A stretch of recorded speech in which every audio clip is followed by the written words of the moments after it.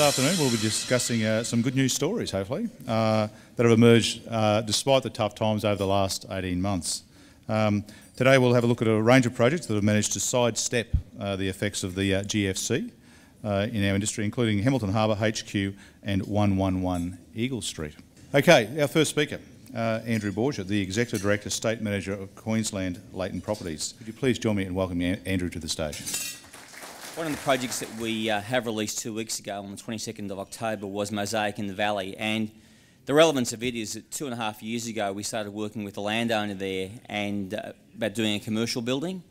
Unfortunately, some of the site amalgamation process we missed the cycle in terms of that site and for that tenant. But in a matter of 6 months, we've been able to turn that project round from being commercial focused to mixed use, launch it, and I think it's a continual theme you'll see.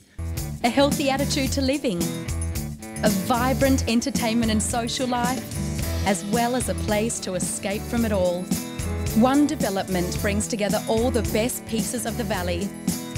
Mosaic apartments start from $365,000. Invest now and secure your piece of the valley today. That's a quick snapshot of Mosaic. Again, by coincidence, it's been designed by Cox Rayner, but I think mixed use really will be a key theme we're going to see in the next 5 years. I think the one good thing about Brisbane, we've gone from being perhaps a one-dimensional city where our building uses have been primarily one thing to where now there's a whole variety of components to them. In terms of Mosaic, what is it? It's 250 apartments. It has a mixed-use podium of office, retail, restaurants.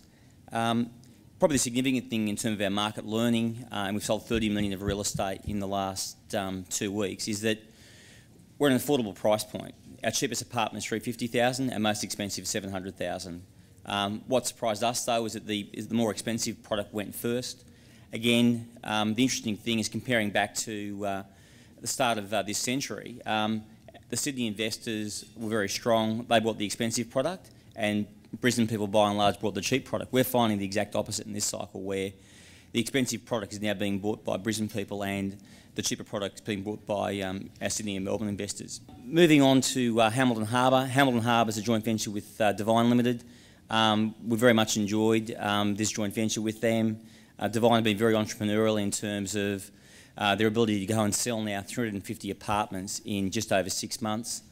We launched Harbour 2 a week ago, and already sales are circa 120 in just over a week. Part of that was pent-up demand from Harbour 1, where people couldn't get the product mix that they wanted. But I think, again, it's an example of you put good real estate in known locations and get the pricing right, things can sell. And it's my pleasure to introduce Tony Cope. He's the Head of Office for the GPT Group and is responsible for the investment management of the over $5 billion of assets in the core portfolio of the GPT and the GPT Wholesale Office Fund, and the acquisition and delivery of new developments for both GPT and the Wholesale Office Fund.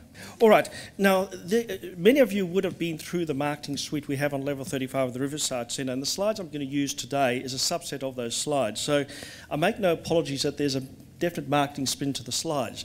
The project will be complete towards the end of 2011, so we are full on marketing a very, very large building. It's going to be very challenging to fill this building, notwithstanding what the economy is doing at the time.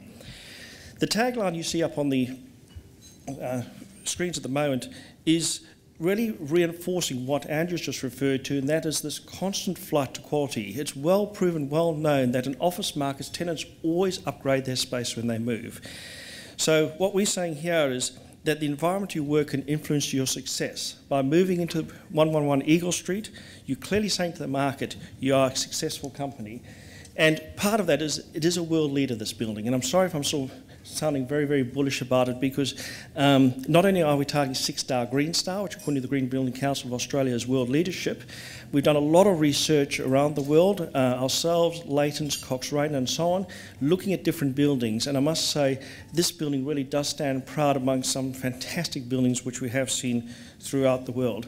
And I must admit, the way this building was built, I think, caused a lot of confusion in the market, or has caused a lot of confusion in the market over the past year or so, because for a long time there's all this activity happening on site, but there's no actual hole emerging. And there were rumours floating around Brisbane, and maybe some of you in the room started the rumours, that GPT had actually employed actors to to move dirt around the side and play with Tonka toys and all the rest, just to show that we're actually doing something. But in fact, while all those actors were there, and I must say dealing with the Leightons was probably a lot easier than dealing with at the Actors Union, what Leightons were doing was plunging these enormous, or creating these enormous columns right down 26 metres below the surface of the Riverside Plaza to actually put the big foundation footings in, and those are where the big V-shaped columns are now starting to emerge. So the building's actually being built up, as you can see now, but at the same time being built down. And P.D. Walker, correct me if I'm wrong on this, but I think when you get to the bottom of the basement, you're actually pouring level 39. So it's that sort of construction. Another positive aspect we feel of this building is the old Black Ink House was very much a block between Riverside and Riparian. You couldn't really see through the Riverside precinct, and that's a very important precinct for Brisbane.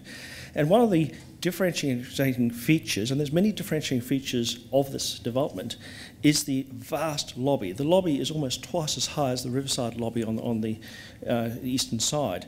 So you'll be able to see through the development, through to the river, through to the other side of the plaza. And this is just a shot shown from the Riparian Plaza side.